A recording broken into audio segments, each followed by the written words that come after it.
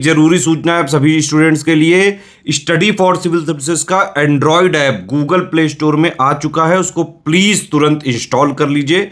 और अगर आप स्टडी फॉर सिविल सर्विसेज के सिर्फ ऐप से कोई भी कोर्स, कोई भी पीडीएफ परचेस करते हैं तो उसमें अप्लाई कूपन, अगर आप ज्ञान सर जो है आप उसमें अप्लाई करते हैं, ये कूपन कोड है, तो उसमें 20% फीस तुरंत माफ हो जाएगी। मतलब 20% डिस्काउंट तुरंत उसमें लग जाएगा। ज्ञान सर लिखना है, नॉर्मली ज्ञान सर स्मॉल लेटर में है सब कुछ, कोई स्पेस नहीं, कोई कॉलम नहीं, सिर्फ ज्ञान सर, GYANSIR। इस तरह से अगर कूपन कोड लगाते हैं आप ऐप में बाई करने से पहले, जो अप्लाई कूपन वाले में आता है, तो 20% का डिस्काउंट तुरंत मिलेगा। वीडियो देखिए। नमस्कार दोस्तों, आप सभी का स्वागत है स्टडी फॉर एग्जाम्स में। दोस्तों, यह ज्योग्राफी सीरीज का 7वां वीडियो है। इससे पूर्व 6 वीडियो आ चुकी है और उसका जो लिंक है इसी वीडियो कमेंट बॉक्स में पिन कर दिया गया है। जो लोग वीडियो ना देखे हों वो लोग वीडियो देख सकते हैं। तो आइए हम लोग वीडियो शुरू करते हैं। देखते हैं पहला प्रश्न, निम्नलिखित में से कौन एक पोलिनेशिया द्वीप समूह का भाग नहीं है?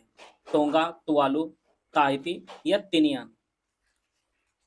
पोलिनेशिया त्रिभुज के भीतर जो है मुख्य द्वीप समूह, इनमें आपका Samoa, Tonga, Cook Island, Tuvalu, Niue, Wallis और फ्यूचिना, ताहिती, ये सभी जो है पोलिनेशिया द्वीप समूह के भाग हैं। तिनियान जो है यह इसका भाग नहीं है। इसका जो ऑप्शन डी है वो आपका सही है। तिनियान जो है यह उत्तरी मारियाना द्वीप के पास स्थित है। कई बार देखिए परीक्षा में पूछता है माइक्रोनेशिया, माइक्रोनेशिया ये आपका है, फिर आपका मेलनेशिया है और आपका पोलिनेशिया। यह जो है त्रिभुजाकार आकार में बना हुआ है। यहाँ पर एक छोर पर आपका हवाई है, दूसरी तरफ ईस्टर आइलैंड है और तीसरी तरफ आपका न्यूजीलैंड है और इसी के मध्य जो है ये सभी द्वीप स्थित हैं। आते हैं अगला प्रश्न लोग। यहाँ पर एक तरफ बंदरगाह दिया गया, दूसरी तरफ देश दिया गया है। आपको जो है सूची 1 को सूची 2 से मिलान करना है। बनियास, त्रिपोली, इलाद, अकला, लीबिया, इजराइल, जॉर्डन और सीरिया दिया है। ऑप्शन आप लोग पढ़ लीजिए।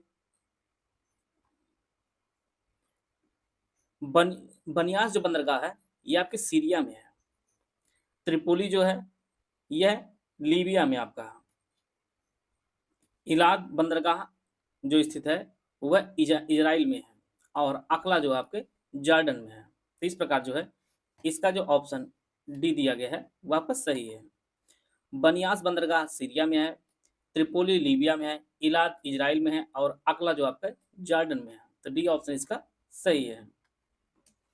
रूस का अर्खांजल्स्क जो बंदरगाह है ये किस सागर पर स्थित है? बाल्टिक, काला सागर, बेरियन सागर या व्हाइट सागर? तो यहाँ पर आप लोग देख पा रहे होंगे जो अर्खांजल्स्क जो बंदरगाह है यह व्हाइट सागर के किनारे पर स्थित है।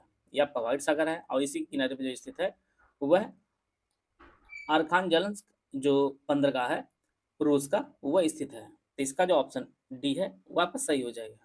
जो वर्ल्ड जियोग्राफी क्वेश्चन आएंगे वो इसी प्रकार से आएंगे, इसीलिए जो है आप लोग विश्व की जितने भी इंपॉर्टेंट चीजें हों आप लोग मैप की सहायता से याद कर लीजिए। निम्नलिखित में उत्तर प्रदेश के किस जिले में जो है नरौरा परमाणु विद्युत संयंत्र स्थापित है? आगरा, प्रयागराज, बुलंदशहर या मिर्जापुर? नरौरा परमाणु विद्युत ऊर्जा संयंत्र जो स्थापित है यह आपके बुलंदशहर में और यह जो है वर्क करना जो शुरू किया था वह 1992 में जो है यह वर्क करना शुरू किया था। इसका जो ऑप्शन सी है वो आपका सही है। नरौरा परमाणु विद्युत संयंत्र आपके बुलंदशहर में स्थित है। उत्तर प्रदेश की तरफ जनपद दिया गया, दूसरी तरफ जो है अधिकतम न्यूनतम क्षेत्र दिया गया है। इसके संदर्भ में आपको जो है सुमिलित करना है। लखीमपुर खीरी क्षेत्र, लखीमपुर खीरी जिला आपका, सोनभद्र, सीतापुर, संत रविदास नगर। अधिकतम भौगोलिक क्षेत्रफल, अधिकतम वन आच्छादित क्षेत्रफल, न्यूनतम भौगोलिक क्षेत्रफल, न्यूनतम वन आच्छादित क्षेत्रफल। लखीमपुर खीरी जो है यह अधिकतम भौगोलिक क्षेत्रफल वाला जिला है। सोनभद्र में जो है अधिकतम वन आच्छादित जो है क्षेत्रफल वाला जिला है। संत रविदास नगर जो है यह न्यूनतम वन आच्छादित जो है जिला है, जहां पर सबसे कम जो है वन आच्छादित क्षेत्रफल है। सी ऑप्शन गलत है क्योंकि न्यूनतम भौगोलिक क्षेत्रफल वाला जिला है वह आपका हापुड़ है, सीतापुर नहीं है, हापुड़। और इसका जो कुल क्षेत्रफल है वह लगभग 660 वर्ग किलोमीटर जो है इसका कुल क्षेत्रफल है। तो सी ऑप्शन इसका सही है। फ्रांस के सहयोग से एक बृहद सौर ऊर्जा संयंत्र की स्थापना किस जिले में की गई है? गोरखपुर, देवरिया, मिर्जापुर या वाराणसी? फ्रांस के सहयोग से एक बृहद सौर ऊर्जा संयंत्र की जो स्थापना की गई है वह मिर्जापुर में की गई है। इसका जो ऑप्शन सी है वह आपका सही है। इसे जो वर्ष 2018 में जो है स्थापित किया गया था और इसकी कुल उत्पादन क्षमता जो है वो लगभग 101 मेगावाट जो है इसकी कुल क्षमता है। इसका जो ऑप्शन सी है वो आपका सही है। आगे बढ़ने से पहले बताना चाहता हूँ, यूपीपीएससी प्री 2024 का हमारा क्रैश कोर्स शुरू किया गया है। यह जो क्रैश कोर्स है ये हमारा दोनों भाषाओं में है। इसमें आपको study material, recorded classes, doubt clearance, daily practice, exam oriented test series आपको दी जाएगी, हाई यील्ड जो है स्टडी मटेरियल आपको दिया जाएगा। यह जो कोर्स है ये हमारे कई टाइप कोर्स है। इनमें आपका UPSC 2024 pre only current affair जो ग्रुप है ये 2000 रुपये का है। UPSC 2024 pre test series with current affair जो ग्रुप है ये 5000 रुपये का है। UPSC pre 2024 full paid group with doubt clearance का जो ग्रुप है इसकी जो फीस आपकी 9000 रुपये है। UPPC 2024 full study material group without doubt clearance का जो ग्रुप है ये आपके 6500 रुपये का है। Only study material group no doubt clearance no test series का जो ग्रुप है ये आपके 4000 रुपये का है। UPSC 2024 only test series paid group जो फीस है वो आपके 3500 रुपये है। इसमें 40 टेस्ट उपलब्ध कराया जाएगा, 20 सेक्शन वाइज टेस्ट रहेगा और 20 आपके फुल एंड टेस्ट आपको दिया जाएगा। अगर आप पेड को ज्वाइन करना चाहते हैं इसकी जो फीस आपकी 1200 रुपये है। इन सभी पेड ग्रुपों में से कोई भी पेड ग्रुप आप लेना चाहते हैं तो यह 3 नंबर दिए गए हैं, इन पे कॉल या व्हाट्सएप करके जो है जानकारी प्राप्त कर सकते हैं और अपनी तैयारी को और बेहतर कर सकते हैं। अगला प्रश्न है, निम्नलिखित में से भारत का कौन सा राज्य कहवा का सर्वाधिक उत्पादन करता है? तमिलनाडु, केरल, महाराष्ट्र, कर्नाटक। तो भारत के सभी राज्यों में सबसे अधिक उत्पादन होता है काव्य का, यह आपके कर्नाटक में होता है। इसका जो ऑप्शन डी है वो आपका सही है। निम्नलिखित में कौन एक प्राकृतिक स्रोत नहीं है? मृदा, जल, वायु, बिजली। प्राकृतिक स्रोतों में आपका मृदा भी आता है, जल भी आता है, वायु भी आती है, लेकिन प्राकृतिक स्रोत में जो नहीं आता वो आपका बिजली। बिजली जो आपका कृत्रिम स्रोत है। डी ऑप्शन इसका सही है। सर्वाधिक जैव विविधता कहाँ पाई जाती है? उष्णकटिबंधीय वर्षा वन में, शीतोष्ण कटिबंधों में, शंकुधारी वनों में या इनमें से कोई नहीं?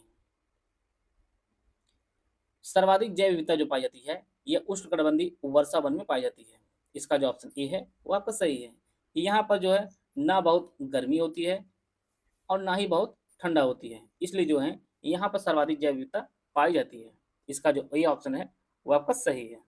आते हैं अगला प्रश्न लो।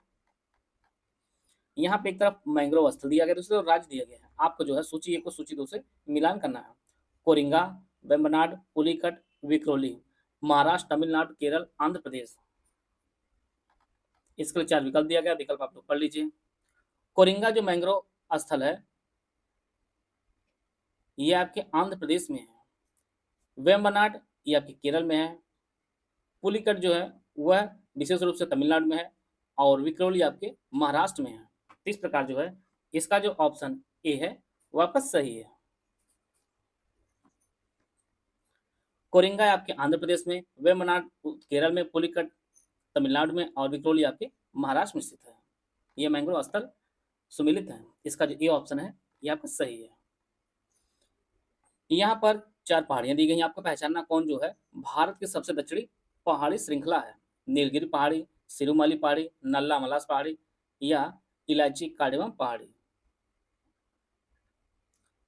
तो यहाँ पर आप मैप का प्रयोग किया गया, आप लोग देख पा रहे होंगे सबसे दक्षिणी पहाड़ी जो श्रृंखला आपकी ये आपकी कार्डेमम पहाड़ी है। यहाँ पर है ये जो है भारत के सबसे दक्षिण पहाड़ी है। इसे कार्डेमम या इलायची पहाड़ी कहते हैं। इसका जो ऑप्शन डी है वो आपका सही है। आते हैं अगला प्रश्न लोग। पंचवर्षीय योजना और प्रयुक्त विकास मॉडल के साथ आपको सुमिलित करना है। प्रथम, द्वितीय, तृतीय और चतुर्थ। S Chakravarty model, Harrod Domar model, Ashok Rudra model, Mahalanobis model. Option आप लोग पढ़ लीजिए। प्रथम पंचवर्षीय योजना जो है यह हेरोड डोमर मॉडल पर जो है आधारित थी। द्वितीय पंचवर्षीय योजना यह महालनोबिस मॉडल पर आधारित थी। तृतीय पंचवर्षीय योजना एस चक्रवर्ती मॉडल पर और चतुर्थ आपके अशोक रुद्र मॉडल पर जो है आधारित थी। इस प्रकार जो है इसका जो दूसरा ऑप्शन है ऑप्शन बी ये आपका सही है।